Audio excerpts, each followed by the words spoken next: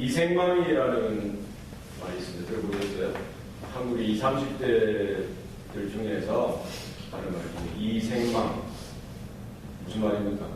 이 세상은 망했다는 겁니다. 그러니까 이 한국에 사는 20대, 30대가 인생을 사는 걸 얼마나 살았겠어요. 그런데 그들이 살 때, 지금까지 살아온 경험으로 볼 때 너무나 살기 힘들다는 거죠. 너무나 힘든 경쟁을 뚫고 지나가기가 힘들다는 거예요. 요즘 뭐 대학 가는 것도 그렇지만 대학 졸업하고 나서 취업해서 이렇게 제대로 돈을 벌고 또 이렇게 살기 힘들다는 거예요. 사실은 참 이게 아이러니죠. 건국 이래로 최고로 잘 사는 이 대한민국인데 그 속에서 살아가는 우리 동포들은 오히려 힘들다, 어렵다. 이게 보니까 한 방향만 향해서 나아가다 보니까 오로지 경쟁, 오로지 돈 버는 것, 오로지 성공하고 출세하는 것, 거기에만 집중되어지고 몰려가다 보니까 그게 안 되니까 더 극심한 절망이나 여러 가지 어려운 마음들이 일어나는 것입니다. 복을 쫓아가고 추구하는데 이 돈을 벌고 성공하고 출세하는 거기에만 집중하다 보니 하나님께서 분명히 우리에게 다양성을 주셨고 우리에게 각 한 사람 한 사람에게 특별한 독특한 그런 것들을 심어주셨는데도 그런 것들을 발견하지 못하고 한 방향을 향해서만 나아가는 것이죠. 여러분, 복은 돈이나 경제적으로 부를 이루는 것이나 출세하고 성공하는 것 거기에만 한정되지 않습니다. 그건 세속적인 세상적인 관점에 있어서 복이 될 수 있죠. 그러나 성경이 말하는 복은 하나님과의 관계에서 온다는 것이죠. 죄로 인해서 깨어졌던, 왜곡되어졌던 그 하나님과의 관계가 다시금 회복되어지고 바로 잡혀져서 그 새롭게 회복되어진 하나님과의 관계를 통해서 우리에게 오는 좋은 것들이 복이라는 것입니다. 영어로 복은 blessing, 축복하다는 bless라고 했습니다. 이것이 영어 어근이 뭐라고 되어 있어요? blood, bleed, 피나 피를 흘리다라는 것이죠. 우리가 어떻게 하나님과의 관계를 새롭게 만들어갈 수 있습니까? 어떻게 우리가 하나님과의 관계가 새롭게 회복되어질 수가 있습니까? 구약시대 때에는 이스라엘 백성들이 하나님 앞에 나아갈 때에 그 자신들의 죄를 가지고 하나님 앞에 나아갈 수가 없지요. 이 죄의 문제를 해결해야 되는데 무엇으로 가능합니까? 하나님 앞에 순결한 재물을 가지고 양이나 소나 이 피를 흘려서 그 피로 인하여 이 죄의 속함을 받고 하나님과의 관계가 회복되어지고 막혔던 그 하나님으로부터 흘러오는 그 은혜가 다시 흘러오게 되어지는 것이죠. 구약시대 때의 이런 제사제도 이 속죄물이 예표하는 하나님의 어린 양이신 예수님께서 이 땅에 오셔서 십자가에 달려 죽으시면서 모든 피를 흘려주십니다. 그 피로 인하여 그 피를 믿는 자마다 예수의 이름을 믿는 자마다 성령의 인치심을 받고 그 피로 인하여 우리의 죄가 속함을 받고 우리도 하나님 앞에 나아갈 수 있게 되어진 것입니다. 내가 곧 길이요 진리요 생명이니 나로 말미암지 않고는 아버지께로 올 자가 없다고 했는데 우리는 그 길 대신 진리 대신 생명 대신 예수님을 통하여 우리는 하나님께 나아갈 수 있는 존재가 되어진 것이죠. 이렇게 하나님과 새롭게 회복되어진 관계를 통해서 흘러오는 은혜, 사랑, 하늘의 평안과 기쁨, 여러 가지 좋은 것들이 하나님이 우리에게 주신 복인 줄 우리는 믿습니다. 오늘 시편 기자가 고백하기를 복 있는 사람은 시냇가에 심은 나무라고 했습니다. 우리는 하나님 앞에 있는 존재라는 것이죠. 하나님과 연결되어진 존재라는 것입니다. 내 힘과 내 지혜와 지식으로 능력으로 살아가는 존재가 아니라 하나님으로부터 이렇게 공급되어지는 은혜로 능력으로 또 새로운 것들로 우리는 힘을 받아서 이 세상 가운데 살아갈 수가 있다는 것입니다. 이 땅에 눈에 보이는 것에만 우리가 집착하는 것이 아니라 장차 이날 하나님의 나라를 바라보고 그 하나님의 나라와 의를 구하는 삶을 살아갈 수 있게 되어진 것입니다. 난 사람 복 있는 자로서 살아가는 것이 아니라 아브라함에게 말씀하셨듯이 너를 인하여 모든 민족이 복을 받을 것이다. 이런 복을 나누어주고 복을 유통시키는 존재로 우리는 부름받은 줄 믿습니다. 그러나 악인들은 그렇지 않으며 바람에 나는 겨와 같다라고 했습니다. 오늘 본문에는 또 뭐라고 이야기합니까? 악인들은 심판을 견디지 못하며 죄인들은 어인들의 모임에 들지 못하리로다. 악인들은 심판을 견디지 못한다. 이 어떤 심판입니까? 종말론적으로 이 땅이 마지막을 고할 때에 우리 모든 사람들 한 사람 한 사람이 하나님 앞에 서게 될 그 심판의 자리에 견디지 못한다는 거예요. 이 견디지 못한다는 말은 서 있지 못한다는 거예요.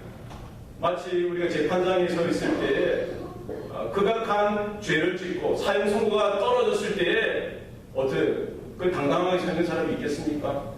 다리 힘이 맥이 풀리는 거예요. 도저히 서 있을 수가 없는 거예요. 그와 마찬가지로 죄 있는 사람 악인들은 그 하나님의 심판 앞에 결코 서 있을 수 없다. 견딜 수 없다는 거예요. 그것을 통과할 수 없다라는 것입니다.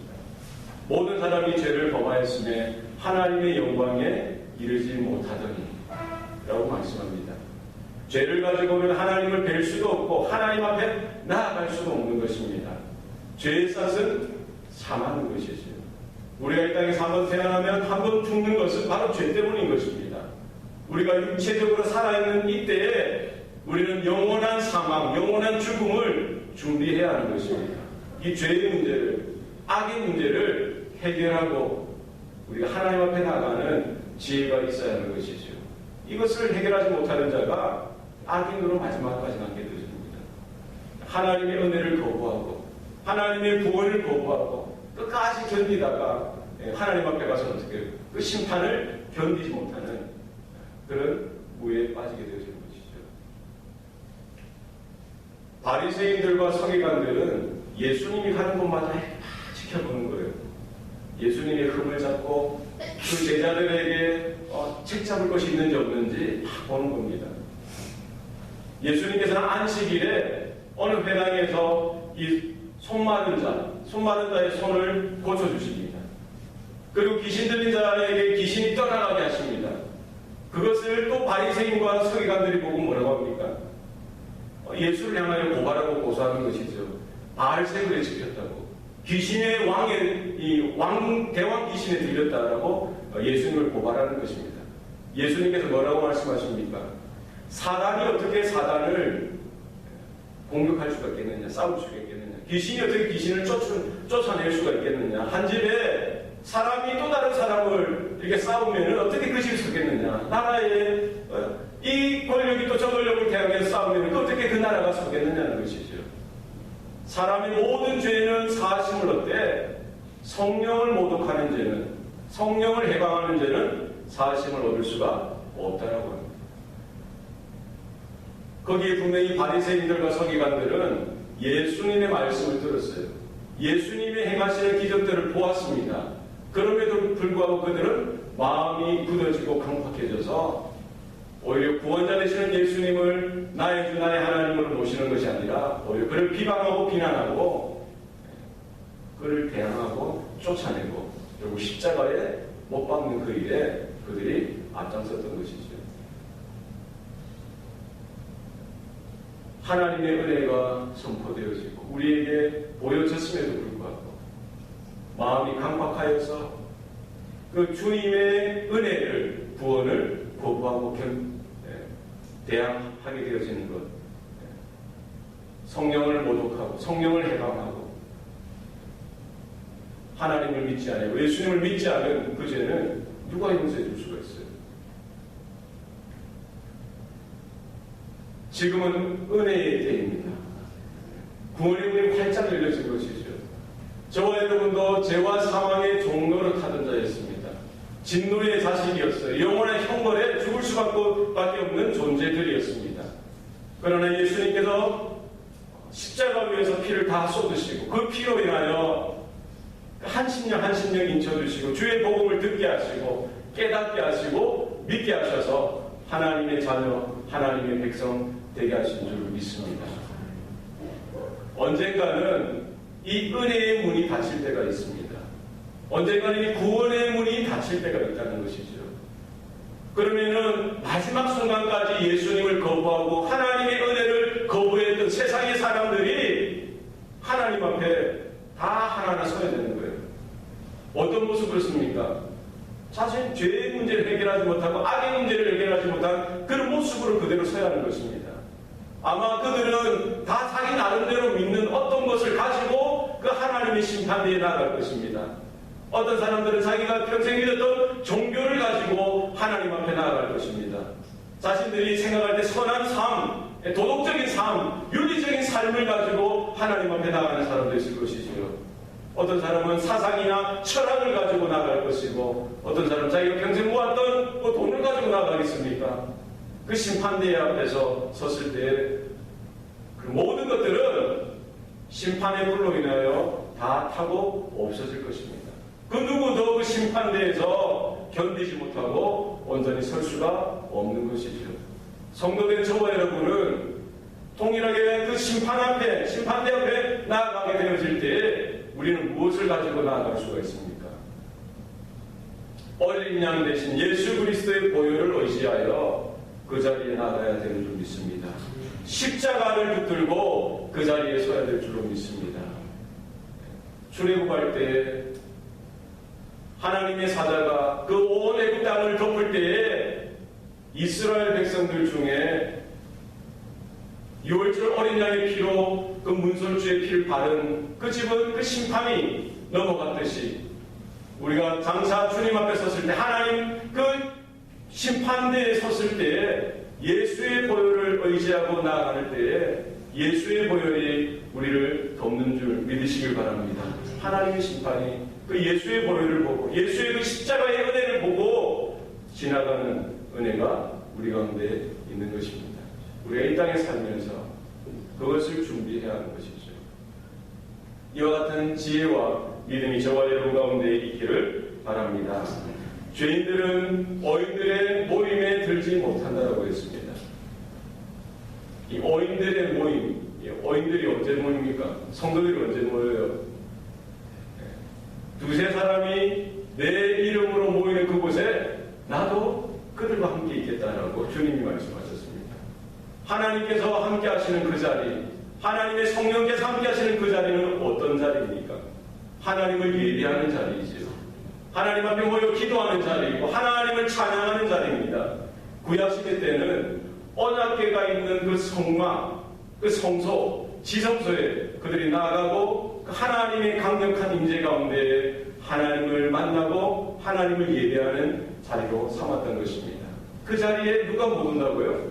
죄를 가지고는 올 수가 없는 거예요. 죄인들은 함께 참여할 수가 없는 것입니다.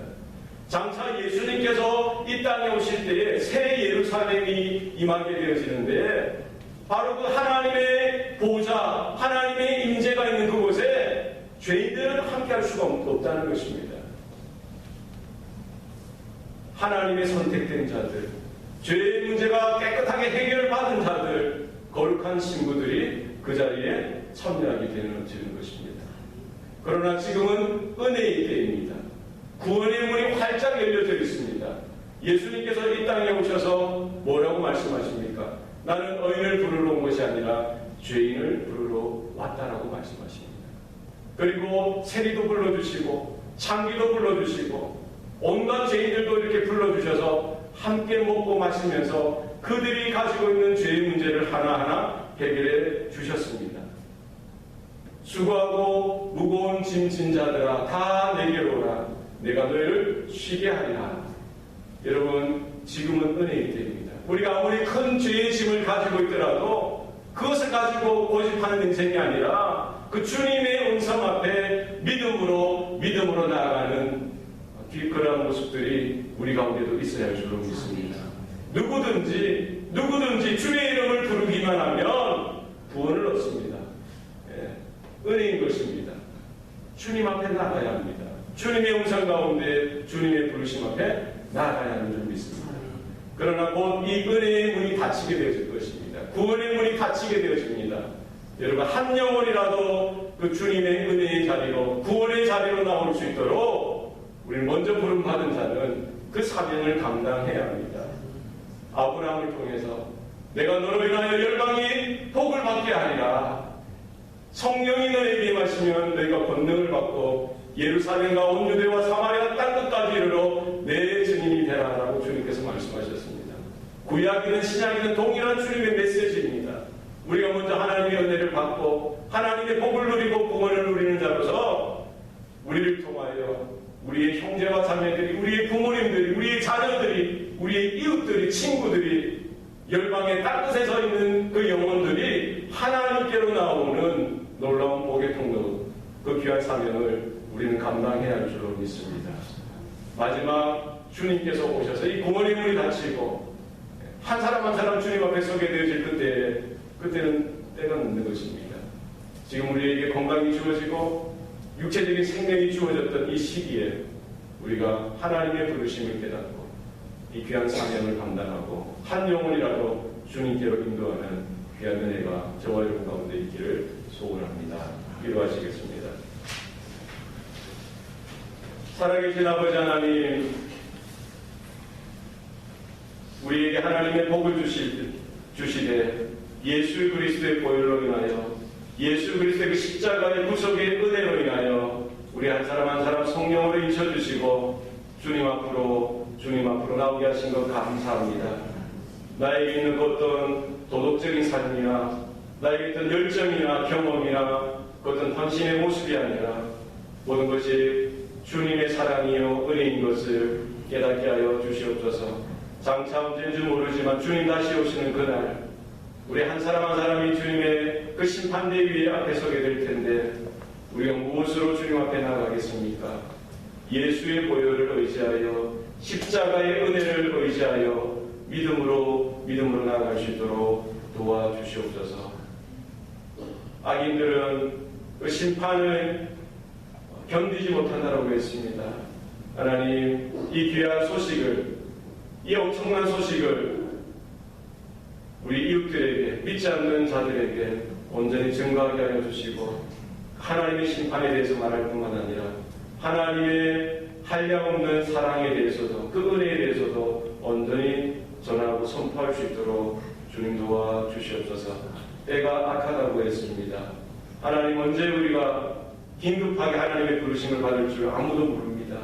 하나님 깨닫게 하여 주시고 하루하루 감사하게 감격하며 이 땅의 매인 삶이 아니라 하나님의 나라를 준비하고 믿음으로 하나님의 사명 부르심을 감당하는 복된 성도, 복된 가정, 복된 교회 될 수 있도록 도와주시옵소서. 모든 것 감사드리고 예수님 이름으로 기도합니다. 아멘.